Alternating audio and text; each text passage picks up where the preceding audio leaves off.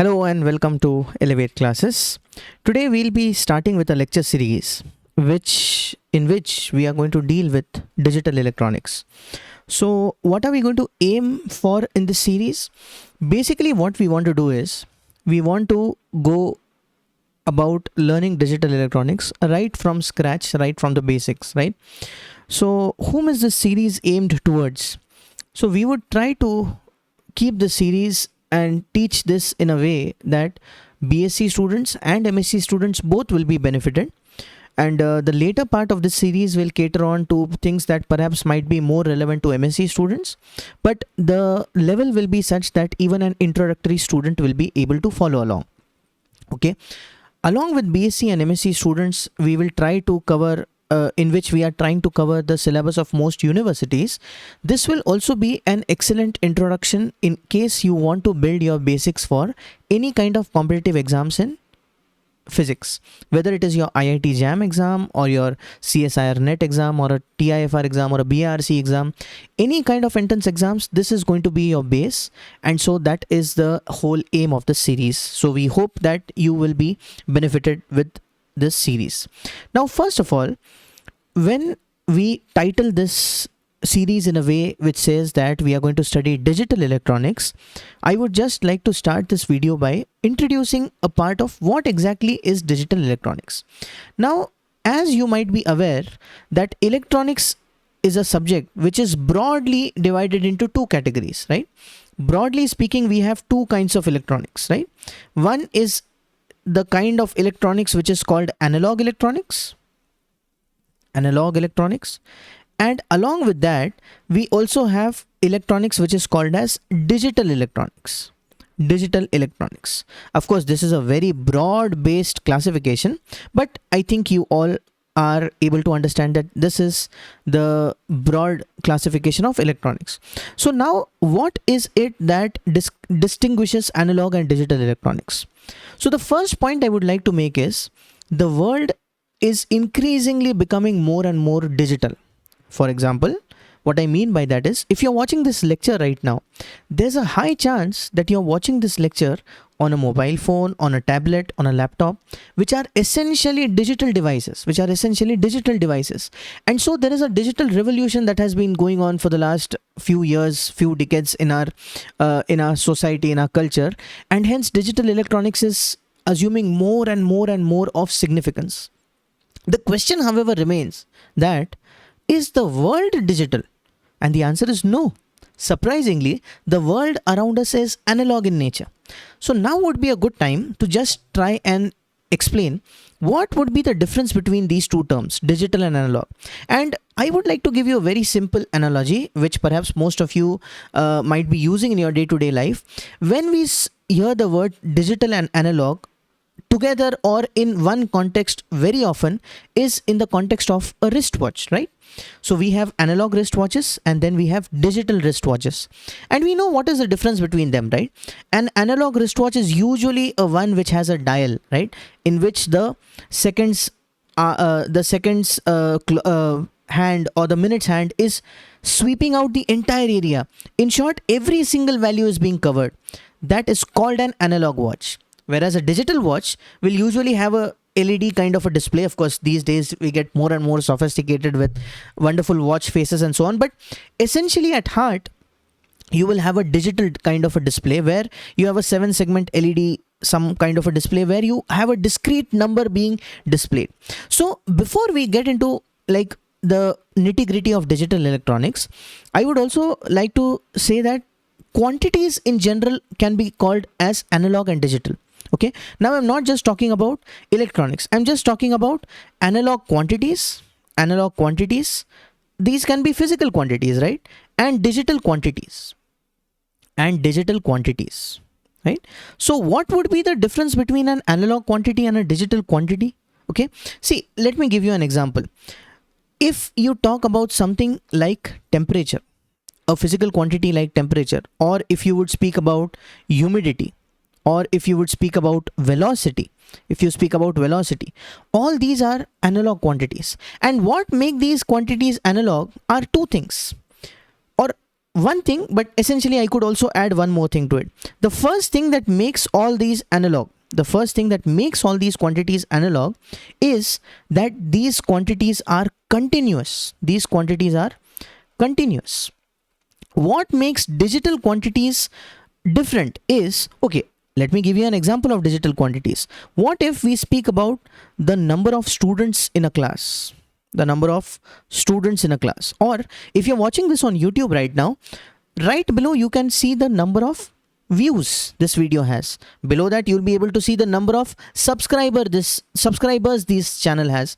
See, whenever you talk about, or if we speak about planets, how many planets are there in our solar system, right? So all these things are things to be counted, and we could say that these things are discrete in nature. Discrete in nature, right? So an analog quantity is continuous and a digital quantity is essentially discrete. Another kind of classification could be that analog things are something that have to be measured. Analog quantities are quantities that have to be measured, whereas digital quantities are quantities that have to be counted. Okay, so that is the difference between analog and digital. That is the basic difference between analog and digital. Now comes the question, is digital any better than analog, or is there a distinct advantage or disadvantage to digital? That's question number one. And secondly, just some time back I said the world around us is analog. If the world is analog, how do you get it into a digital framework? For example, time is essentially an analog quantity, right? Time can take every single value. You can have 1 second, you can have 1.1 seconds, you can have measure times up to milliseconds, like in Olympics races and all. So how do you have a digital watch?